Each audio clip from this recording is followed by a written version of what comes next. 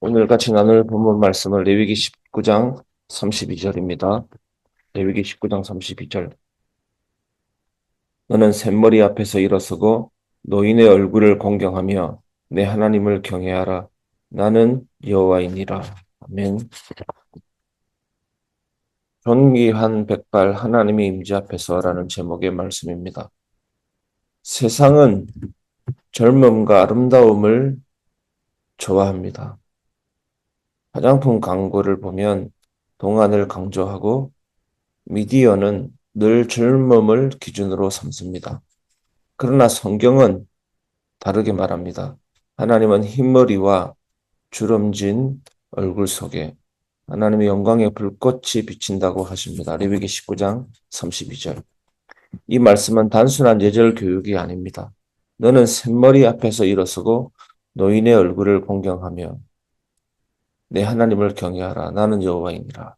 라고 오늘 본문은 말씀하고 있습니다. 샌머리는 히브리어로 세이바라는 단어인데 나이가 들어서 머리가 휘어진 상태, 백발을 말하는 것입니다. 곧 하나님을 경외하는 삶은 사람을 향한 존경으로 나타난다라는 것입니다.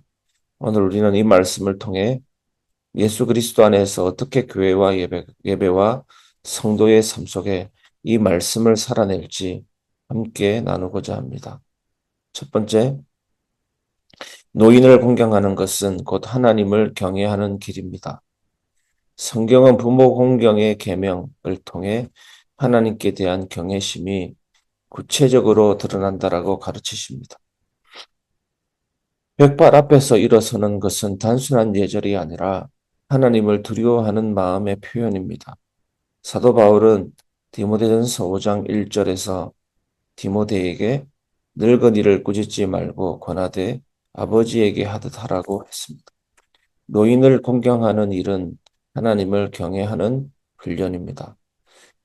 현대 사회는 노인을 종종 부담으로 여기지만 성경은 오히려 공동체의 보배로 여깁니다. 미국 사회학 연구에서도 노인 돌봄이 충실한 가정일수록 세대 간 안정감이 크다고 하고 있습니다. 정치 경제적으로도 노인 세대의 지혜는 중요한 자원입니다. 교회는 어떻습니까? 교회 역시 노인 성도들의 기도와 경험이 공동체를 지탱하는 힘입니다. 기도는 교회의 심장입니다. 영국의 찰스 서플전 목사님이 개척하고 심우한 런던의 메트로폴리탄 교회. 이 교회에는 언제나 그 교회의 이모저모를 살피기 위한 사람들의 방문이 끊이지 않았는데 스펄전 목사님은 항상 제일 먼저 본당이 아니라 교회 제일 아래층으로 성도들을 데리고 갑니다. 거기에 보면 머리 희끗 휘어진 그런 백발 노인들이 기도하고 있습니다. 이것이 우리 교회의 기도의 발전소고 나의 목회의 힘이라고 스펄전은 말하는 것입니다. 사랑하는 성도 여러분, 교회의 역사는 기도의 역사입니다. 교회의 역사는 왜 기도의 역사입니까? 기도 속에 성령께서 역사하시기 때문입니다. 그 성령께서 역사하심으로 하나님의 나라와 예수 그리스도의 복음이 우리 삶에 더 깊이 적용되고 성도 한 명 한 명을 만지고 치유하고 회복하시는 것입니다. 기도로 나아가는 교회는 반드시 성장하게 되어 있습니다. 우리 모두가 기도의 발전소로, 기도의 심장으로 하나가 되었으면 좋겠습니다. 예수님께서 성전에 계셨을 때 시므온과 안나 같은 노인 성도들을 통해 메시아를 하나님께서 증언하게 하셨습니다. 이는 하나님의 역사가 세대를 넘어 이어진다는 것을 보여줍니다. 두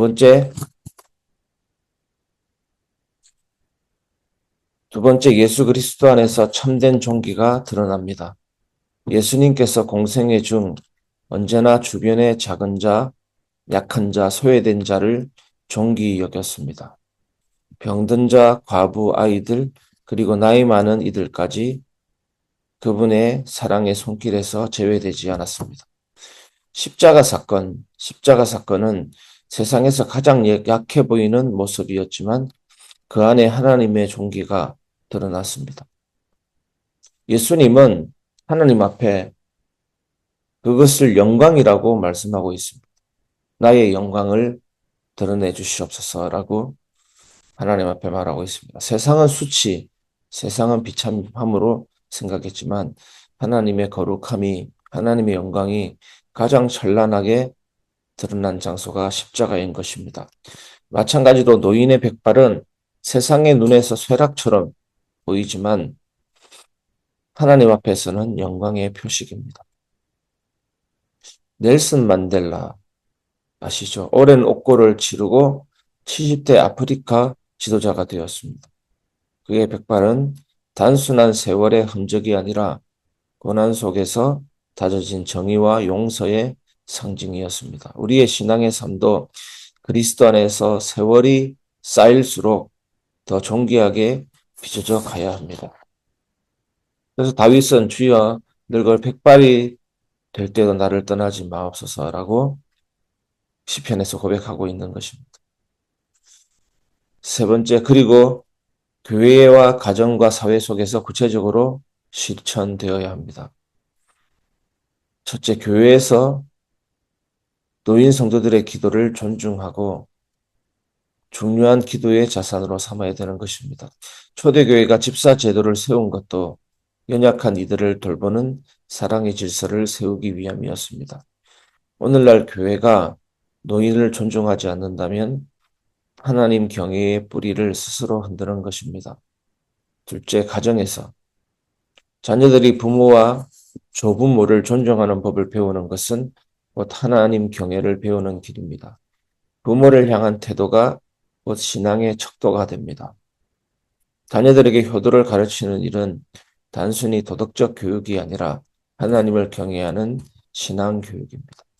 셋째, 사회에서 우리는 급변하는 정치, 경제, 문화 속에서 특히 세대 간 단절이 심해진 그런 문화 속에서 살고 있지만 결국 하나님의 말씀으로 바르게 세워야 되는 것입니다.